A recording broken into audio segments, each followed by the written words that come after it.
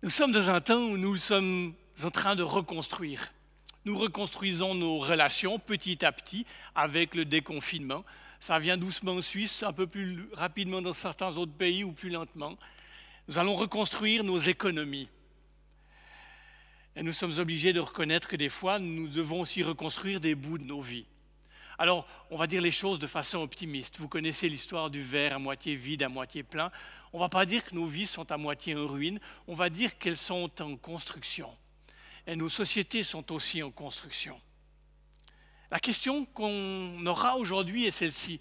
Comment est-ce qu'on reconstruit? Et il y a une sagesse biblique là autour.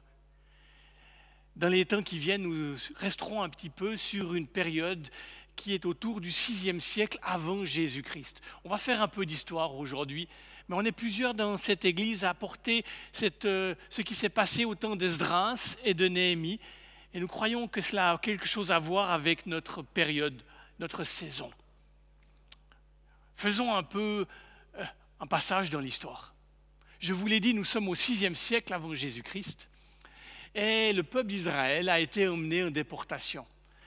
Ils habitaient Israël, ils sont désormais du côté de Babylone, et pendant plusieurs siècles, ils vont se tenir là-bas, à Babylone. Et puis viendra un nouveau roi, cette fois, ça sera un roi perse. Et ce roi va accepter que le peuple d'Israël puisse revenir dans son pays et retrouver sa ville, Jérusalem. Mais Jérusalem est bien sûr en ruine. Nous sommes en 587 pour être exact, et Cyrus, l'empereur, écrit un texte en disant aux Juifs, désormais, vous pouvez recommencer, vous pouvez rentrer et reconstruire. Comment ont-ils reconstruit? C'est ça qui nous intéressera aujourd'hui. Eh bien, quand les Juifs arrivent à Jérusalem, tout est par terre. Le temple dans lequel ils avaient l'habitude d'adorer n'existe plus, la ville est en ruine, les murailles sont effondrées, il n'y a pas grand-chose, l'économie est à plat, les relations sociales sont à rebâtir, et il faut tout reconstruire. Par quoi commencer? Ils vont recommencer avec un élément très précis. Nous le trouvons dans le livre d'Esdras. Petite parenthèse, le livre d'Esdras et le livre de Néhémie sont en fait le même livre. Plus tard, dans l'histoire de la Bible, on les a séparés en deux livres différents, mais en fait, c'est le même livre qui a été juste séparé en deux tomes différents. Donc nous lisons dans Esdras 3. Ils veulent offrir des sacrifices complets, donc les Juifs qui viennent de revenir à Jérusalem, comme cela est écrit dans la loi de Moïse. Ils ont peur des gens installés dans le pays, parce qu'évidemment, le pays avait quand même été habité par des gens, et ces gens n'ont pas été très heureux de voir revenir tout le peuple d'Israël dans leurs anciennes terres. Pourtant, voilà comment ils commencent. Le texte dit ceci, ils reconstruisent l'autel sur les anciennes fondations. Puis ils offrent au Seigneur les sacrifices complets du matin et du soir. La première des choses qu'ils font, c'est de reconstruire l'autel. L'autel, c'était le lieu où l'on a sacrifié les animaux. C'était cet endroit qui permettait, par le sacrifice, de retrouver une relation apaisée avec Dieu. Et la première des choses qu'ils ont fait, qu'ils ont eu besoin de faire, c'est de retrouver cette relation avec Dieu. Ils savaient qu'avant de reconstruire les murailles, avant de reconstruire l'économie, avant de reconstruire même les relations sociales, ils devaient commencer par retrouver cette relation et cette intimité avec leur Seigneur. Et ils vont pouvoir recommencer à cet endroit où ils avaient l'habitude d'être en communion avec Dieu. Ils vont recommencer cette communion, cette relation étroite et intime avec Dieu. Tout au début de mon ministère de pasteur, il y a de cela plus de 30 ans maintenant, j'ai passé une année avec mon épouse et ma fille aînée en Afrique du Sud. Et là, il y a une chose que j'ai entendue dans la bouche de tous les pasteurs. Elle disait ceci, cette chose, elle disait « Tout commence dans l'intimité ». C'est la leçon que nous apprenons d'Esdras aujourd'hui. Et la chose que j'ai entendue de Dieu, c'était la même chose. Dieu me dit, m'a répété, me l'a répété en disant « Tout commence dans l'intimité ». Alors quand les Juifs reviennent à Jérusalem, la première des choses qu'ils font, c'est de reconstruire l'autel. Et puis, bien des années plus tard, plus de 60 ans plus tard, une fois que les choses sont un peu remises en route, ils vont cette fois avoir une deuxième étape. C'est un autre homme qui s'appelle Zorobabel, accompagné de Josué. Zorobabel est un politicien, Josué est un prêtre. Ils vont se mettre d'accord, ils vont dire cette fois maintenant il faut aller plus loin. Il va y avoir d'ailleurs des prophètes qui vont se lever pour parler. Parce que les gens se sont installés un petit peu dans leur petit confort personnel, ils ont leur relation à Dieu, tout va bien, ils s'occupent de leurs affaires, tout va bien, mais la maison de l'Éternel est en ruine. Les prophètes qui parlent de cela, c'est Agé et Zacharie, lisez les textes.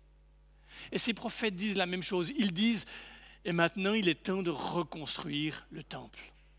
Ça veut dire quoi, reconstruire le temple ? Ça veut dire reconstruire, non pas tellement alors le temple, le bâtiment que vous avez sur l'image ou nos églises. Il s'agit de reconstruire l'église dans les relations, l'église dans ce qu'elle est de la communauté, après avoir retrouvé la relation à Dieu qui peut être, comme pour beaucoup de nos concitoyens, assez solitaire, assez égocentré. Je connais Dieu, je n'ai pas besoin de vivre dans une communauté. Alors Agé, Zacharie, Zorobabel, Josué vont se lever et ils vont dire il est temps maintenant de reconstruire les relations dans la communauté. Ça sera la deuxième étape. La première lettre de Pierre au chapitre 2 dit ceci. Approchez-vous du Seigneur Jésus. Il est la pierre vivante. Les gens l'ont rejetée, mais Dieu l'a choisie. Elle est précieuse à ses yeux. Et puis voilà le passage qui nous concerne. Approchez-vous de lui. Alors vous aussi, comme des pierres vivantes, vous servirez à construire la maison de l'Esprit Saint. Vous formerez une communauté de prêtres saints. Il y a un appel dans nos vies aujourd'hui à reconstruire les relations. Dans certains cas, elles sont en ruine. Soyons optimistes. Disons que nos relations, elles sont au chantier. Mais qu'il y a encore du travail. Il y a vraiment encore du travail. Et puis, l'histoire aurait pu s'arrêter là. On a la relation à Dieu, on a la relation les uns avec les autres, mais l'histoire ne s'arrête pas là. Va arriver un autre homme, Néhémie. Néhémie, c'est un haut fonctionnaire qui est d'ailleurs resté à Babylone. Il sert le roi de Babylone. Néhémie va apprendre l'état de la ville. Après s'être occupé de l'autel, après s'être occupé de la communauté, Néhémie, lui, son regard, il est porté sur la société. Et Néhémie va voir l'état des murailles. Il sait que cette ville n'a aucune défense, qu'elle n'a aucune solidité, aucune résilience, qu'elle va être à la merci de tout ce qui pourrait arriver. Alors Néhémie va se lever, va demander un congé sabbatique à son roi et va venir pendant bien des années à Jérusalem. Et il va reconstruire. D'ailleurs, très rapidement, on en parlera probablement une autre fois. Mais Néhémie, son cœur, il est pour la société. Après s'être occupé de l'autel, la relation à Dieu, après s'être occupé du temple, la relation les uns avec les autres, Néhémie, lui, son cœur, il est pour la société. En cela, il rejoint un appel qui est sur la vie d'Abraham, le père des croyants. Dans la Genèse 12, on apprend qu'Abraham est appelé à être une bénédiction, pas juste pour certains, mais pour tous les peuples. Et notre appel à nous chrétiens, il commence dans cet autel, dans cette intimité. Il s'étend ensuite dans la relation, dans la communauté. Mais il ne s'arrête pas dans les églises. Nous devons sortir des murs de nos églises. Nous devons sortir de nos mentalités où nous nous occupons de nos églises. Vous savez, je suis pasteur de communauté depuis plus de 30 ans. Je sais que 90% de notre énergie, elle est dirigée vers l'intérieur. Or, Néhémie, il sait que l'Église, elle est là pour la société, elle est là pour les autres. Alors Néhémie va reconstruire. Il va mettre des gens en route, avec qui il est, avec ce qui est de son cœur pour la société. Il va faire ce travail-là. L'autel, c'est là que nous sommes appelés en premier. Tout commencera dans cette intimité, dans cette relation trouvée ou retrouvée avec Dieu. Ensuite, il y aura la relation dans l'Église, dans la communauté. Mais ce n'est pas le but ultime. Le but ultime, c'est les hommes et les femmes qui vivent autour de nous. C'est la société qui est là. C'est l'économie à reconstruire. C'est les relations sociales à favoriser. C'est ça le but de ce qui nous est donné par Dieu, dans ce schéma très clair, très précis, de comment est-ce qu'on reconstruit. Ça ne se passera pas facilement. Si vous lisez ces histoires, vous verrez qu'au début, jusqu'à la fin de tout ce temps de reconstruction, il y aura des combats. Il y aura des gens qui ne seront pas d'accord que ces Juifs prennent cette position-là, reconstruisent. Il y aura des gens qui, dans nos vies, dans ma vie, vont s'opposer à ce que nous sommes en train de construire. Il n'empêche que chaque fois, à chaque étape, il y aura des combats, il y aura de la prière et il y aura des victoires. Et puis cette histoire se termine en revenant au début. Esdras et Néhémie vont convoquer le peuple. Elles vont dire au peuple, maintenant il est temps de revenir aux bases. Et le peuple va écouter. Ils vont relire la loi de Dieu et les gens vont comprendre qu'il faut régulièrement se tenir dans cette présence de Dieu.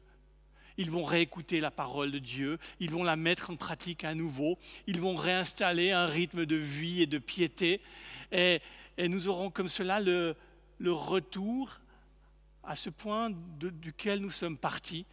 Nous étions partis de l'intimité, nous avons construit et à la fin de cette construction, parce que ça ne s'arrête jamais, nous revenons à cet appel d'Esdras et de Néhémie à nous tenir dans la présence et dans l'intimité du Seigneur. Je vous invite à la prière.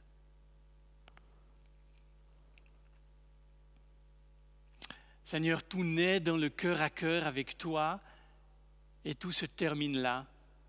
Tout vient de ton intimité et tout revient à cette intimité. Nous sommes au cœur de la révélation de ton amour pour nous. Cet amour qui a tellement envie de nous rejoindre là où nous sommes, dans ce que nous sommes de plus secret peut-être, de plus précieux aussi, de plus endommagé peut-être même. Nous sommes, Seigneur, des chantiers en construction. Et nous admettons un bout de ruine dans nos vies, mais tu y travailles. Nous te laissons y travailler. Nous collaborons à cette œuvre, Seigneur. Nous reconstruisons. Et nous nous engageons à reconstruire cette relation avec toi, cette relation avec les autres. Et nous nous engageons à reconstruire notre société, notre voisinage, notre ville ou notre quartier. Nous sommes là pour cela, Seigneur. Amen.